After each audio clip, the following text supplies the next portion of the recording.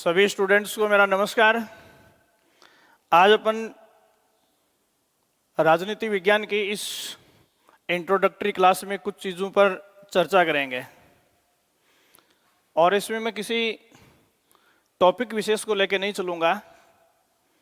पहले किसी भी सब्जेक्ट की स्टडी के लिए हमें जो फंडामेंटल नीड्स होती हैं, जो फंडामेंटल जानकारी होनी चाहिए, उनके बारे में आज की इस कक्षा में मैं आपके साथ डिस्कस करूंगा।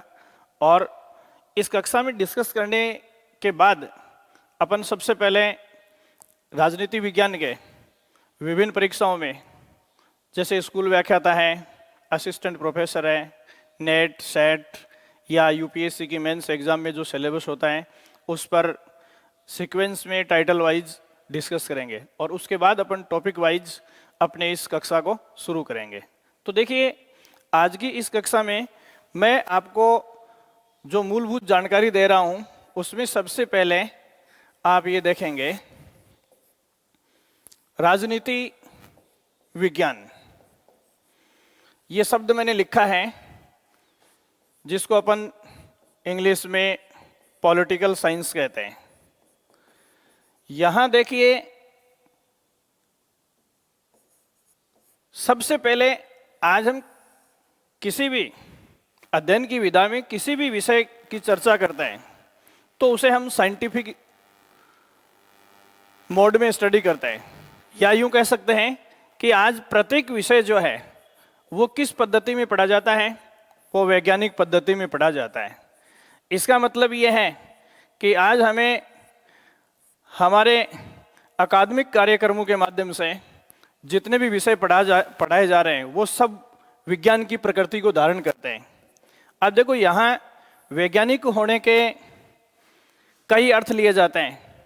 बेसिकली हम किसी भी सब्जेक्ट को एज ए साइंस पढ़ते हैं तो उसके पीछे दो प्रकार की जो महत्वपूर्ण बातें वो हमें ध्यान में रखनी होती हैं।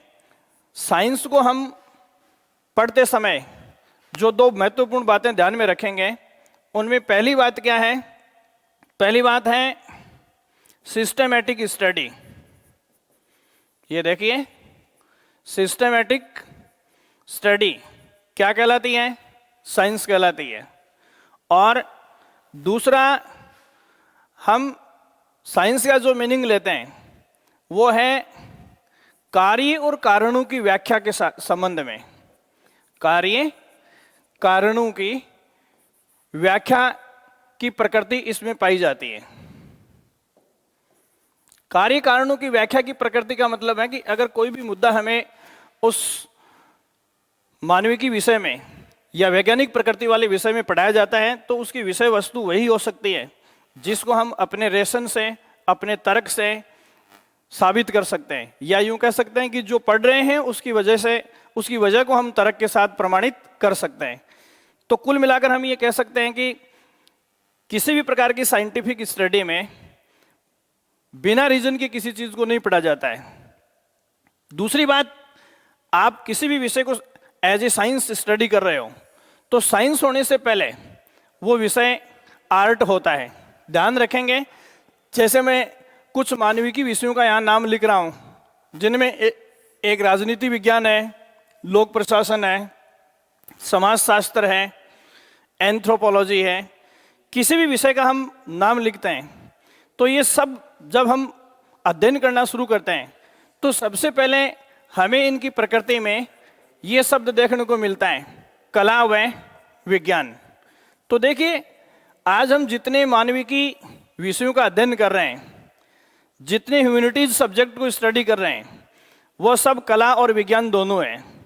और किसी भी सब्जेक्ट की हम शास्त्रीय पद्धति में अध्ययन कर रहे हैं या क्लासिकल मोड में स्टडी कर रहे हैं तो वो साइंस होने से पहले क्या होता है? आर्ट होता है। तो यहां देखिए, आपको सबसे पहले कला और विज्ञान का जो मीनिंग है उसको डिसाइड करना है। तो किसी भी मानविकी विषय को हम कला और विज्ञान के रूप में परिभाषित कर रहे हैं। इनमें भी पहले मैंने आपको बताया, पहले वो क्या होता है? कला होता है, उसके बाद में वो क्या बनता है? विज्ञान बनता है। यहां चाहे राजनीति विज्ञान की बात करें या किसी भी अन्य मानविकी विषय की बात करें, उसे हम कला इसलिए कहते हैं कि वो आदमी के अनुभवों का परिणाम है, एक्सपीरियंस का परिणाम है। कहने का मतलब यह है कि मनुष्य ने अपने एक्सपीरियंस के आधार पर उस सब्जेक्ट को विकसित किया है। और दूसरा, उस विषय को हम वैज्ञानिक इसलिए कहते हैं क्योंकि उसमें क्रमबद्धता पाई जाती है, सिस्टेमेटिसिटी पाई जाती है। तो जैसे मैं आपको एक सिंपल सी बात बता रहा हूं कि राजनीति विज्ञान कला व विज्ञान दोनों है। कला व विज्ञान दोनों इसलिए है कि मनुष्य ने राजनीति विज्ञान को अपने अनुभवों से विकसित किया है, इसलिए राजनीति विज्ञान कला है। और आज हम राजनीति विज्ञान को क्रमबद्ध रूप से अध्ययन कर रहे हैं, सिस्टेमेटिसिटी इसकी स्टडी में पाई जाती है, इसलिए हम इसको क्या कहते हैं, साइंस कहते हैं, विज्ञान कहते हैं। तो देखो, जिस विषय की प्रकृति में अनुभवों का योगदान होता है वो विषय कला के रूप में अध्ययन किया जाता है, और जिस विषय की विषय वस्तु में क्रमबद्धता पाई जाती है, जैसे उसके शीर्षक के डिक्शनरी में लॉन्च होने से लेकर जितना डेवलपमेंट हमने किया है, वो पूरा डेवलपमेंट हम एक सिस्टम में, एक सीक्वेंस में, एक क्रम में अध्ययन करते हैं। और अध्ययन करने के साथ उसका प्रमाण या उसके पीछे निहित तर्क भी हमारे पास है कि अगर किसी भी विषय वस्तु का हम उस सब्जेक्ट में अध्ययन कर रहे हैं तो उसके पीछे रीजन क्या है, उसकी वजह क्या है। तो कार्य और कारणों की व्याख्या करने वाली प्रकृति, या जैसे साइंस का जो मुद्दा है वो है कि हम परीक्षणों की कसौटी पर जो विषय वस्तु खरी उतरती है उसी को स्वीकार करते हैं। अगर ऐसा किसी विषय की विषय वस्तु में पाया जाता है तो निश्चित तौर पर वो क्या है, वैज्ञानिक प्रकृति का है। क्लियर? अब यहां देखिए, यहां जब तक हम किसी विषय का अध्ययन अनुभवों से जोड़ते हैं, या फिर यूं कह सकते हैं कि जब किसी विषय का संबंध जो है मानवीय गतिविधियों के साथ संबंधित किया जाता है, तो वो कला है। ह्यूमन एक्टिविटीज के साथ हम उसकी स्टडी करते हैं तो वो क्या है, कला है। दूसरी बात, तो देखो, कला का संबंध गतिविधि से है। तो प्रत्येक सब्जेक्ट जो है या कोई भी मानविकी विषय है वो सबसे पहले किस रूप में डेवलप होता है, मनुष्य की गतिविधियों के माध्यम से, उसके एक्सपीरियंस के माध्यम से। और इसीलिए हर मानविकी विषय को हम क्या कहते हैं, कला कहते हैं। तो यहां अपने सामने जो एग्जाम्पल है राजनीति विज्ञान का, तो सबसे पहले मैं ये कहूंगा कि political science is an art, कि राजनीति विज्ञान एक कला है, क्योंकि इसे मनुष्य ने अपनी गतिविधियों में अनुभूत किया है, और अपनी गतिविधियों में जैसा अनुभूत किया है वैसा ही विषय का निर्माण किया गया है। दूसरा जो है, विज्ञान इसको इसलिए कहते हैं कि आज की डेट में हम इसका क्रमबद्ध अध्ययन करते हैं, कार्य और कारणों को एक्सप्लेन करते हैं। या फिर मैं आपको इससे भी ज़्यादा टेक्निकल वर्ड बता रहा हूं कि जिस विषय में समस्या समाधान की रीति को अपनाया जाता है, प्रॉब्लम सॉल्विंग मेथड को अपनाया जाता है, उस विषय को हम क्या कहेंगे, विज्ञान कहेंगे। तो यहां देखिए, अपने लिए किसी भी साइंस को या किसी भी मानविकी विषय को अध्ययन करने के लिए सबसे पहले हमें इस क्रमबद्धता को, इस समस्या समाधान की रीति को, और समस्या समाधान की रीति को हम दूसरी लैंग्वेज में क्या कहते हैं, वैज्ञानिक पद्धति। क्या कहते हैं, वैज्ञानिक पद्धति, साइंटिफिक मेथड ऑफ स्टडी। तो सबसे पहले आप चाहे पॉलिटिकल साइंस की बात करें, चाहे आप पब्लिक एडमिनिस्ट्रेशन की बात करें, चाहे आप इकोनॉमिक्स की बात करें, चाहे ज्योग्राफी की बात करें, ये सब मानविकी विषय हैं। और इन विषयों को आज की डेट में एज ए साइंस हम स्टडी कर रहे हैं। और एज ए साइंस हम जिस चीज़ की स्टडी कर रहे हैं उसका मूल मुद्दा होता है मनुष्य की समस्याओं का समाधान ढूंढने के तरीकों का हम उसमें अध्ययन करते हैं। तो सबसे पहले हम इस विषय के साइंस होने के संबंध में जो बात करेंगे वो क्या है। तो देखो, वैज्ञानिक पद्धति किसको कहते हैं। सबसे पहले हम क्या देखेंगे, वैज्ञानिक पद्धति, या इसको साइंटिफिक मेथड क्या कहेंगे, साइंटिफिक मेथड, या इसके लिए दूसरा शब्द हम अभी यूज कर रहे थे, समस्या समाधान की रीति या समस्या समाधान की विधि। समस्या समाधान की विधि, अगर इसको अपन कहेंगे प्रॉब्लम सॉल्विंग मेथड। तो यहां देखो, इसको साइंस कहने के पीछे क्या रीजन है। तो किसी भी साइंस का उद्देश्य जो होता है वो समस्याओं का निराकरण होता है, और समस्याओं का निराकरण जो है वो कैसे होगा, सिस्टेमेटिक होगा, क्रमबद्ध तरीके से होगा। तो यहां इस साइंटिफिक मेथड में या प्रॉब्लम सॉल्विंग मेथड में सिस्टेमेटिसिटी क्या है, क्रमबद्धता क्या है, या किसी भी प्रॉब्लम का अध्ययन करने का जो चरणबद्ध मैकेनिज्म है, जो कर्मिक प्रणाली है, वो क्या है। तो देखिए, हम किसी भी साइंटिफिक स्टडी को करते हैं तो उसका एक सीक्वेंस है करने का, और स्टेप बाय स्टेप हम उस अध्ययन पर आगे बढ़ेंगे। तो देखिए, मैं आपको सबसे पहले ये बता रहा हूं कि किसी भी विषय का हम जब अध्ययन करना शुरू करते हैं तो ऐसा तभी संभव है जब हम किसी समस्या को फेस करेंगे। जब हम किसी समस्या को फेस करेंगे या समस्या की उपस्थिति हमारे सामने है, presence of problem, presence of problem. ध्यान दीजिए कि हम किसी भी साइंटिफिक मुद्दे को जब अध्ययन करते हैं तो हम विचार शून्य स्थिति में उसकी स्टडी शुरू नहीं कर सकते। हमारे लिए सबसे पहले एक प्रॉब्लम का प्रेजेंट होना या प्रेजेंस ऑफ प्रॉब्लम या समस्या की उपस्थिति होनी जरूरी है। तो सबसे पहले हम किसी भी विषय में किसी भी टॉपिक की स्टडी करना शुरू करते हैं तो उसके लिए प्रॉब्लम की प्रेजेंस या समस्या की उपस्थिति होना जरूरी है। क्लियर? अब हमारे सामने पहली बात यह है कि समस्या क्या है, व्हाट इज प्रॉब्लम, प्रॉब्लम क्या है। तो यहां देखो, हमारी लाइफ में आने वाली सभी समस्या, सभी बाधाएं, सभी कठिनाइयां, सभी असाधारण परिस्थितियां, सभी बैरियर्स प्रॉब्लम नहीं कहलाती है। साइंटिफिक मेथड में प्रॉब्लम केवल उसी बाधा को मान सकते हैं। देखो, मैंने कुछ नाम बोले हैं। समस्या कोई बाधा हो सकती है, कोई कठिनाई हो सकती है, कोई असाधारण परिस्थिति हो सकती है, कोई असाधारण परिस्थिति हो सकती है, या किसी भी प्रकार का हमारे लिए कोई बैरियर या किसी भी प्रकार का हमारे सामने कोई अवरोध पैदा होता है तो वो प्रॉब्लम हो सकती है। लेकिन हर बाधा को, हर कठिनाई को, हर असाधारण परिस्थिति को, हर अवरोध को हम क्या नहीं कह सकते, प्रॉब्लम नहीं कह सकते। तो कौन सी असाधारण कठिनाई, असाधारण परिस्थिति को, कौन से अवरोध को, कौन सी कठिनाई को, कौन सी बाधा को हम समस्या कह सकते हैं। तो देखो, इसका उत्तर यही है जो हमारे सामने पहली बार उपस्थित हो या हम जिसे पहली बार फेस कर रहे हैं, पहली बार उपस्थित हो या हम जिसे पहली बार फेस कर रहे हैं। यदि कोई बाधा, कठिनाई, असाधारण परिस्थिति, कोई अवरोध, कोई बैरियर, कोई चैलेंज हमारी लाइफ में बार बार आ रहा है तो वो साइंटिफिक स्टडी मोड में प्रॉब्लम कंसीडर नहीं की जाएगी। मतलब प्रॉब्लम जब भी आएगी या वैज्ञानिक पद्धति में प्रॉब्लम केवल उसी बाधा को कह सकते हैं, उसी कठिनाई को कह सकते हैं जिसको हम पहली दफा फेस कर रहे हैं। ओके?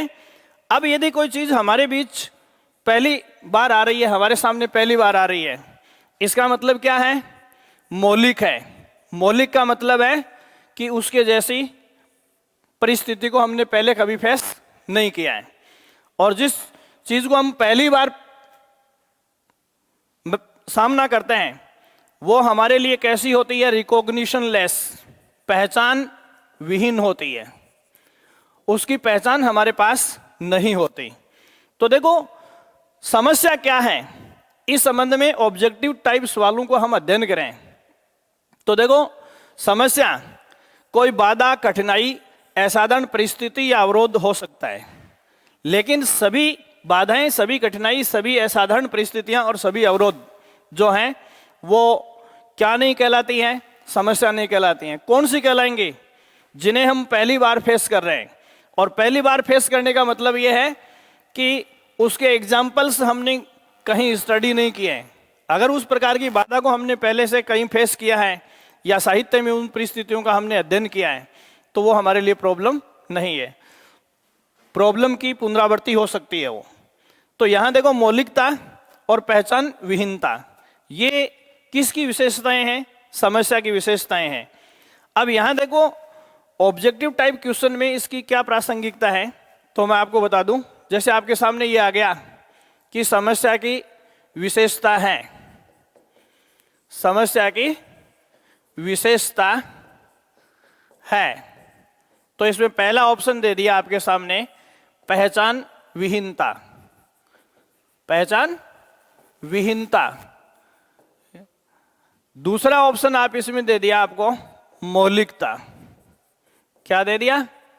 मौलिकता। और तीसरा ऑप्शन ये दे दिया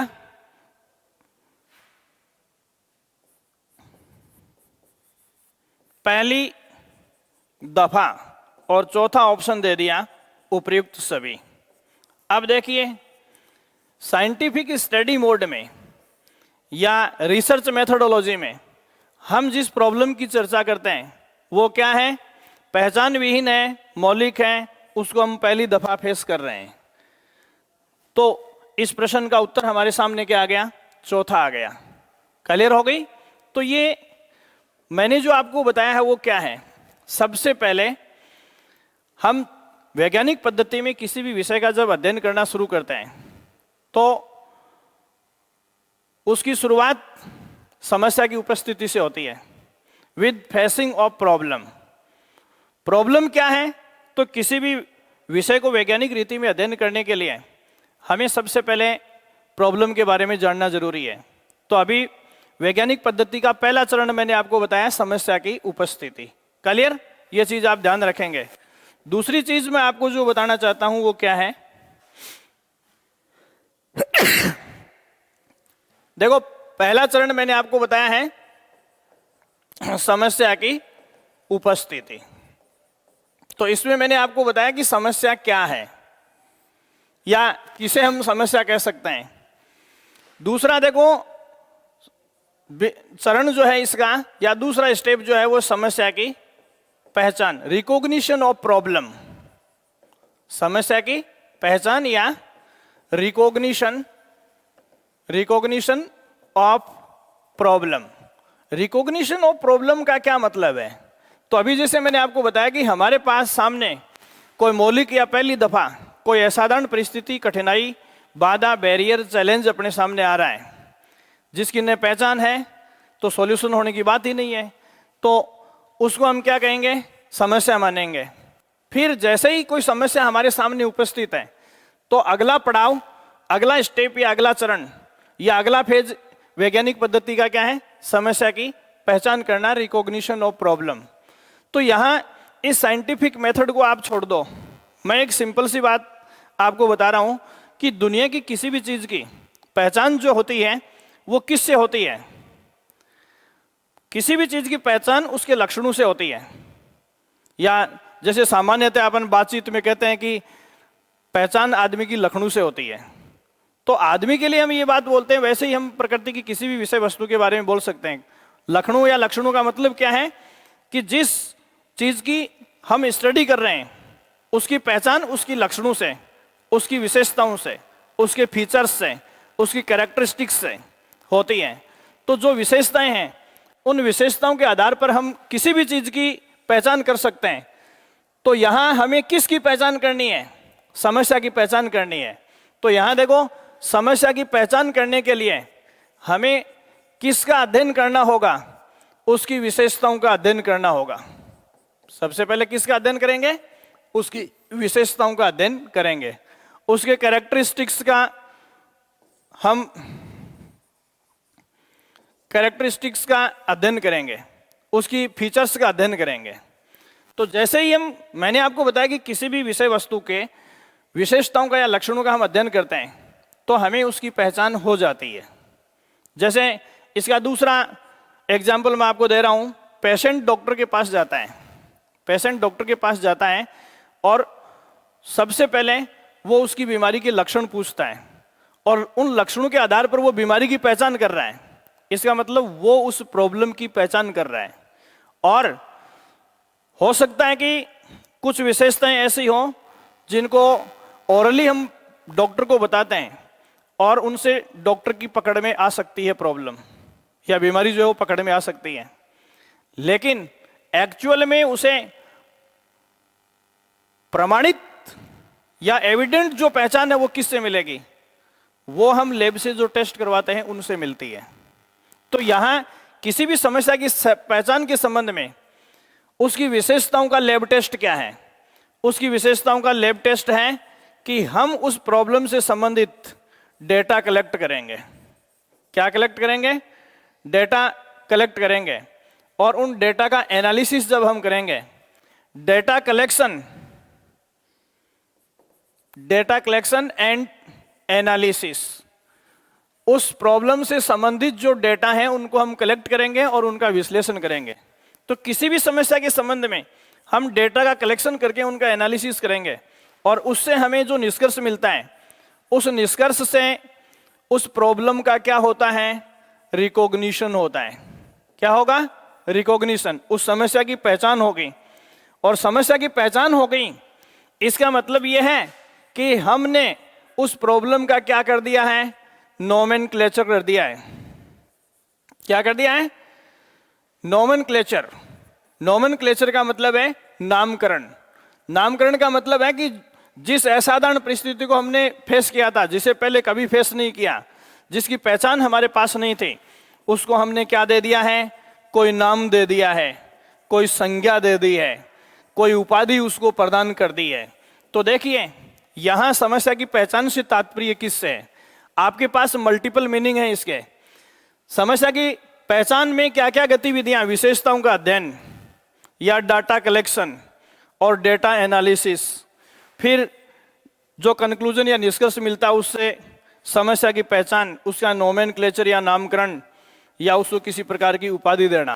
तो कुल मिलाकर ये जो दूसरा फेज है समस्या की पहचान, इसमें हम किन चीज़ों की स्टडी करते हैं?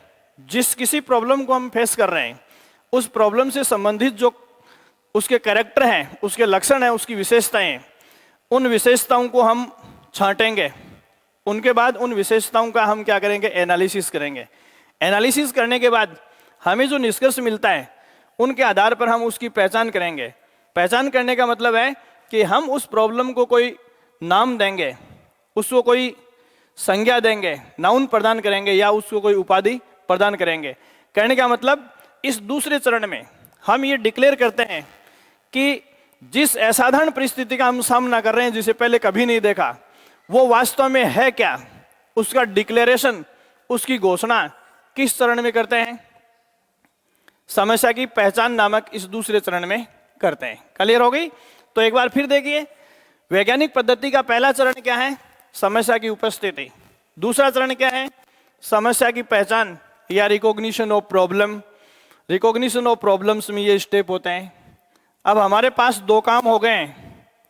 हमने दो चीजें देख ली हैं इसमें।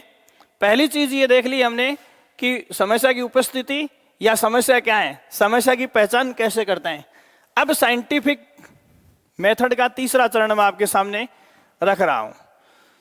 वैज्ञानिक पद्धति का तीसरा चरण जो है, कहने का मतलब समस्या की पहचान या समस्या का नामकरण कर दिया हमने, उसे कोई संज्ञा प्रदान कर दी।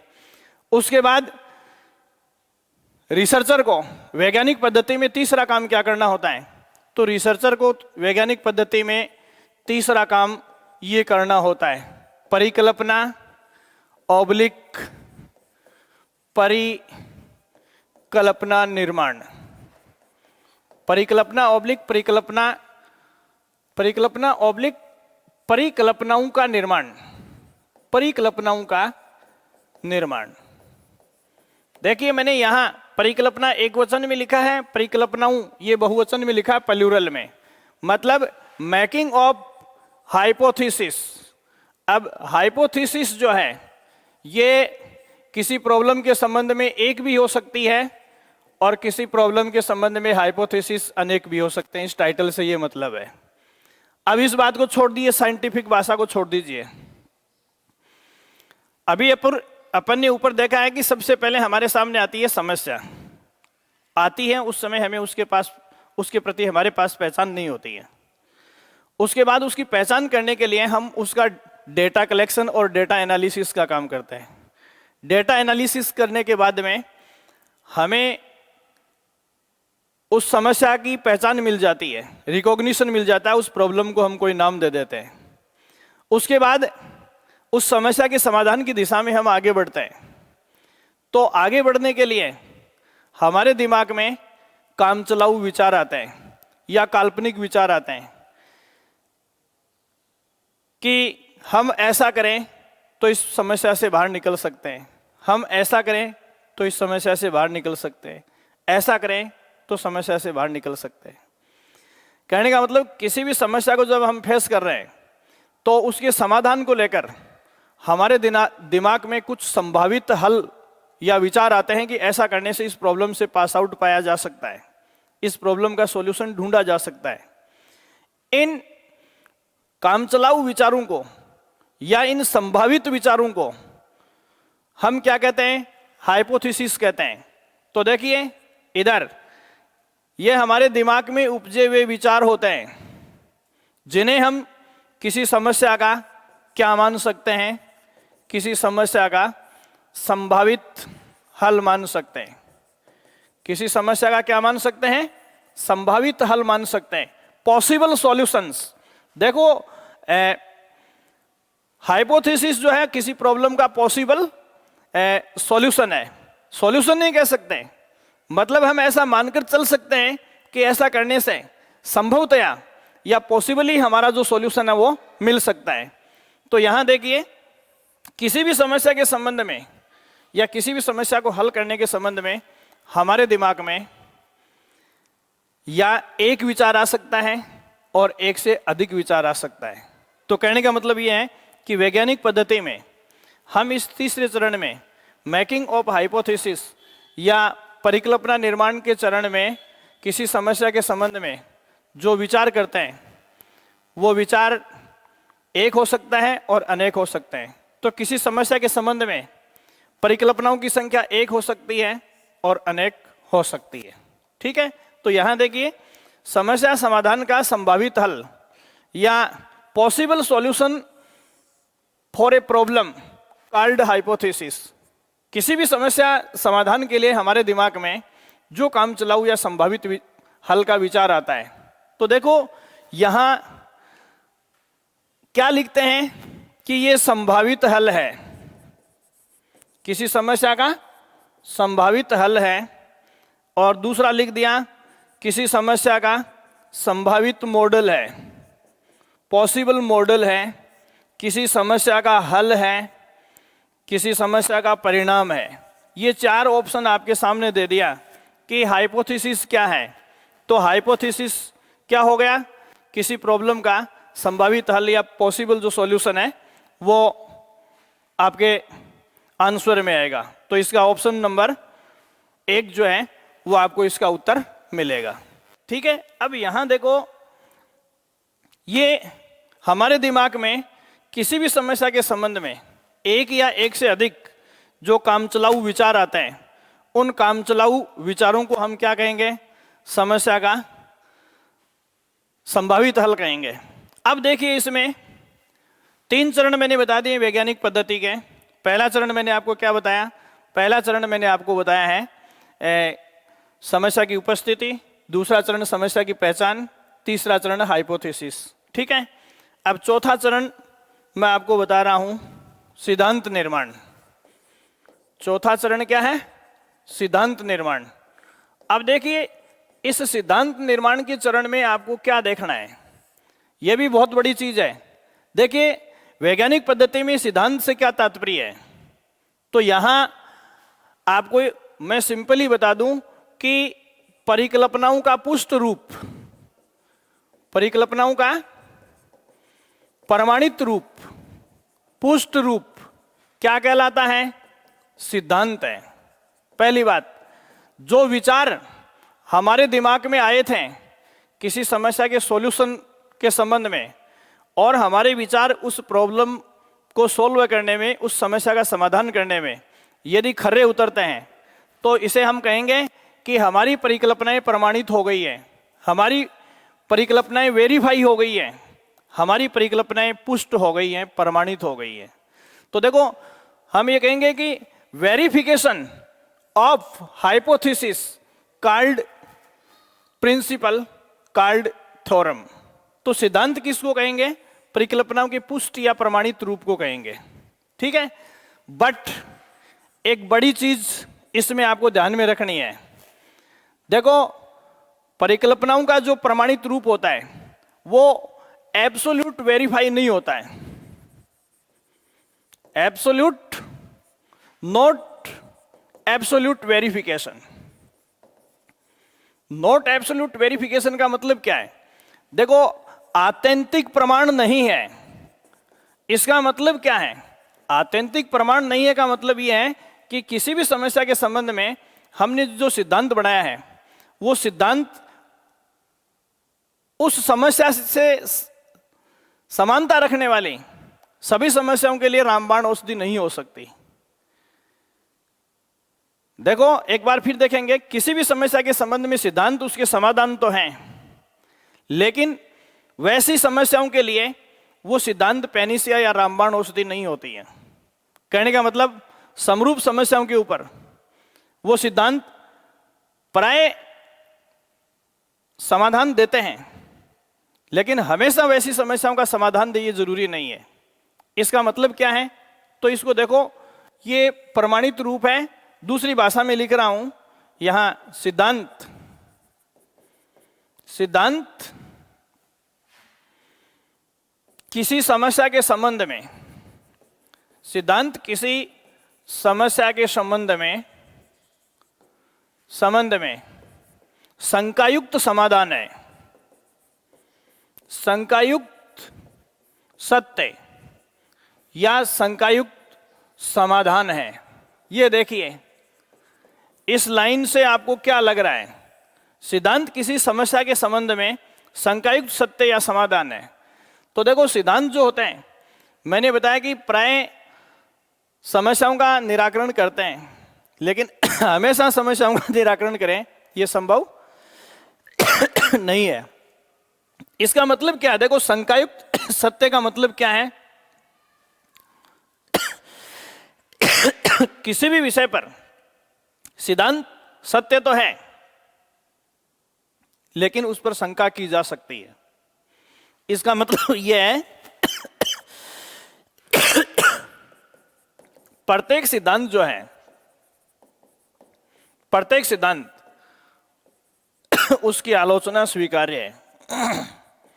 प्रत्येक सिद्धांत का क्रिटिसिज्म होता है। ठीक है, या यूं कह सकते हैं कि प्रत्येक सिद्धांत के अपवाद होते हैं।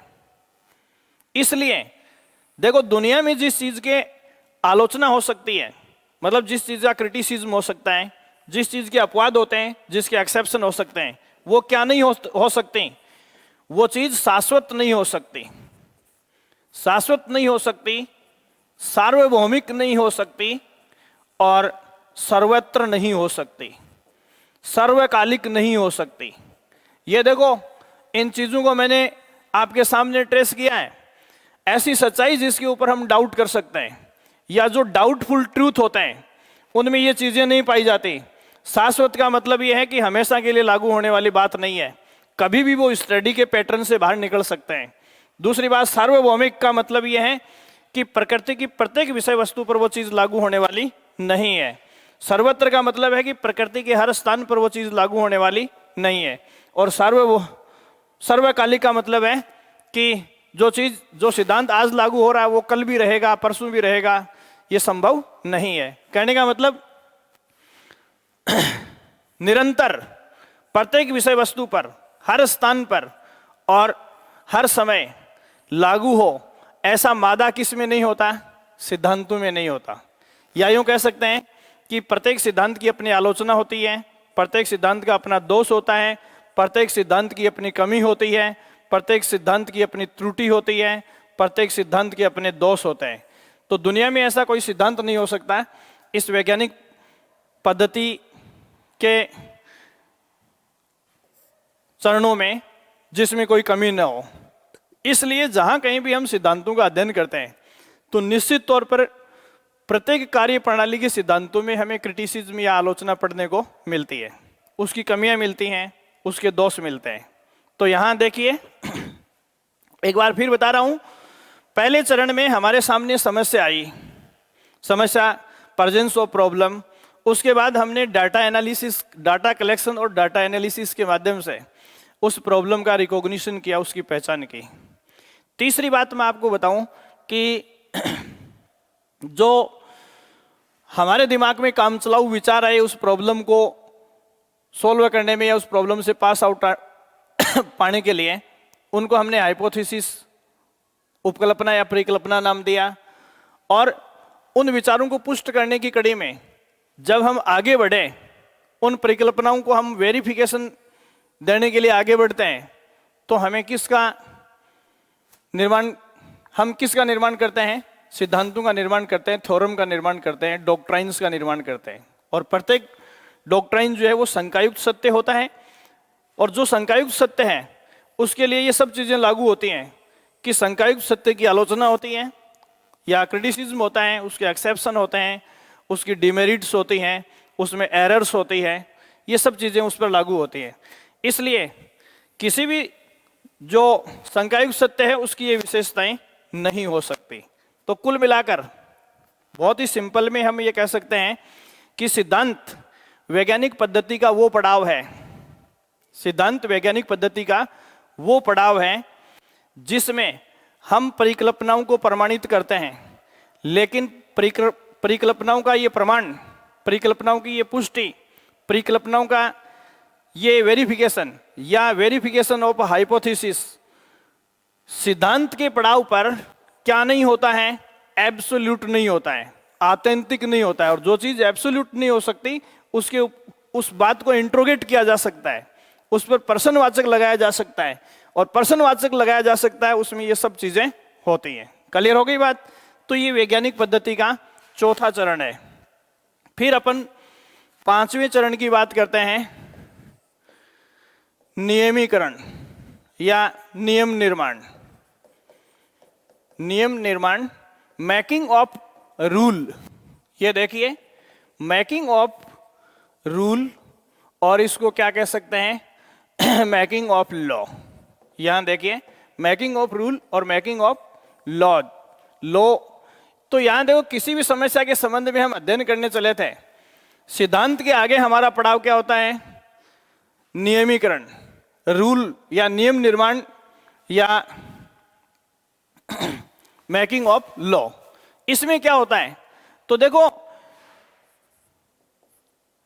इसका बिल्कुल सिंपली शॉर्ट में जो मैं आपको बता रहा हूं वो ये है कि सिद्धांतों को शंका रहित करना, सिद्धांतों को शंका रहित करना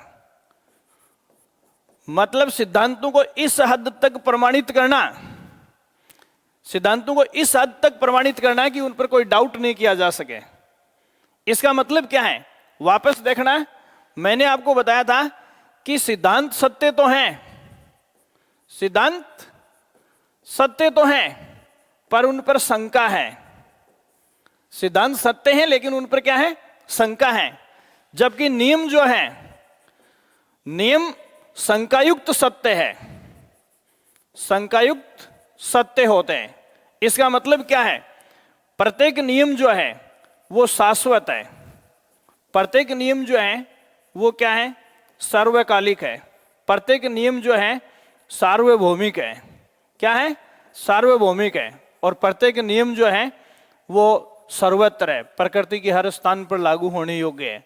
और ये विशेषताएं जिसमें होती हैं उसमें कोई त्रुटि नहीं होती, उसका कोई दोष नहीं होता, उसकी कोई आलोचना नहीं हो सकती, उसकी कोई आलोचना नहीं हो सकती, उसमें कोई कमी नहीं हो सकती। तो ये देखिए, सामान्य सी बात है जब किसी सिद्धांत को हम पूर्णतया त्रुटि रहित, दोष रहित, आलोचना रहित और कमी रहित कर देते हैं तो वो शाश्वत, सर्वकालिक, सार्वभौमिक और सर्वत्र बन जाता है। वैज्ञानिक पद्धति के इस अंतिम पड़ाव को हम क्या कहते हैं? नियमीकरण, नियम निर्माण, making of rule, making of law. और जिस प्रकार की समस्या के ऊपर हम वैज्ञानिक पद्धति में अध्ययन करना शुरू करते हैं और जब इस पड़ाव तक पहुंच जाते हैं, देखो अपनी स्टडी, कोई जरूरी नहीं है कि हर वैज्ञानिक पद्धति का अध्ययन नियमीकरण तक पहुंचे। समाज विज्ञान में बहुत प्राय अपनी जो अध्ययन, समस्या समाधान रीति के जो अध्ययन है, उनमें से बहुत कम मुद्दे ऐसे हैं जिनमें हम नियमीकरण तक पहुंचे हैं। किसी पद्धति में हम हाइपोथेसिस लेवल पे अटके हुए हैं, किसी में सिद्धांत निर्माण तक अटके हुए हैं, कुछ बातें ऐसी हैं जिनमें हम नियमीकरण तक भी पहुंच गए। तो कुल मिलाकर यहाँ निष्कर्ष ये है कि जिस समस्या के समाधान के लिए हम वैज्ञानिक पद्धति में अध्ययन करते हैं और हम नियम निर्माण तक पहुंच गए, वहां उसके ऊपर रिसर्च के दरवाजे बंद हो जाते हैं। रिसर्च जो है वो बंद हो जाती है, उस पर आगे खोजने के लिए कुछ नहीं होता है। इसलिए मैं आपको बताऊं कि वैज्ञानिक पद्धति में नियम निर्माण का मतलब यह है कि किसी भी समस्या के समाधान के संबंध में या किसी भी प्रॉब्लम के संबंध में हम जब अंतिम सच्चाई को खोज लेते हैं, लास्ट ट्रूथ को खोज लेते हैं, वहां उसमें रिसर्च के रास्ते बंद हो जाते हैं या समस्या समाधान पर जो रिसर्च का मुद्दा है वो सैचुरेशन की स्थिति में आ जाता है। इसका एक एग्जाम्पल मैं आपको दे रहा हूं। जैसे देखिए, हम विज्ञान में पढ़ते हैं आइंस्टीन का ऊर्जा द्रव्यमान सिद्धांत। आप सबने पढ़ा है आइंस्टीन का ऊर्जा द्रव्यमान सिद्धांत। एनर्जी मास थ्योरी जो पढ़ी है, उस एनर्जी मास थ्योरी के लिए आपने फॉर्मूला पढ़ा है E = mc²। तो यहां ये क्या है? मैंने अभी बोला है आइंस्टीन का ऊर्जा द्रव्यमान सिद्धांत। क्या है ये? देखो, आइंस्टीन का ऊर्जा द्रव्यमान सिद्धांत ये कहता है कि एनर्जी को नए सिरे से पैदा नहीं किया जा सकता और किसी भी ऊर्जा को जड़ामूल नष्ट नहीं किया जा सकता। कहने का मतलब ये है कि प्रकृति में एनर्जी का मान कांस्टेंट है और आज हमने ऊर्जा के सभी रूपों को एक दूसरे में कन्वर्ट करने के तौर तरीके सीख लिए, फिर भी हमारे ऊपर ऊर्जा संकट है, एनर्जी क्राइसिस है। क्या है? ऊर्जा संकट है। सोचना इस बात को। तो देखो, 1905 में आइंस्टीन को जिस सिद्धांत के लिए नोबेल पुरस्कार मिला, भौतिकी में आज उस सिद्धांत की कमियां इतनी उजागर हो रही हैं कि इस सिद्धांत के ऊपर आलोचनाओं का एक सिलसिला सा बन चुका है। एक सीरीज में इसका क्रिटिसिज्म हो रहा है और अगर ये आलोचनाएं जिस दिन पुष्ट हो गई, उस दिन हम भौतिकी से इस सिद्धांत को पढ़ना भी बंद कर देंगे। तो कुल मिलाकर यहां निष्कर्ष ये है कि सिद्धांत जो है वो अध्ययन की पद्धति से कभी भी बाहर हो सकते हैं, क्योंकि सिद्धांत शंकायुक्त सत्य होते हैं और जिन शंकाओं को हम जिस दिन प्रमाणित कर देते हैं, उस दिन वो सिद्धांत अध्ययन की पद्धति का हिस्सा नहीं रह जाता। लेकिन नियम जो है वो हमेशा अपने अध्ययन पद्धति का या अपने अध्ययन की विषय वस्तु का मुद्दा बने रहते हैं। इसके लिए मैं आपको जैसे एक एग्जाम्पल दे रहा हूं। हम ये कहते हैं न्यूटन की गति के नियम। पढ़ा है न्यूटन की गति के नियम, Newton's law of motion, laws of motion. यहां मैंने देखो ये लॉ शब्द यूज किया है, इसका मतलब है कि इसमें कोई कमी नहीं है। तो न्यूटन ने गति के जो 3 नियम बताए हैं, उन तीनों नियमों में आज की डेट में कोई कमी नहीं है, उनका कोई क्रिटिसिज्म नहीं है, उनमें कोई त्रुटि नहीं है, कोई दोष नहीं है। और गति के नियमों के मामले में ये स्थिति जो है वो किस पड़ाव को बताती है? अंतिम सच्चाई को बताती है।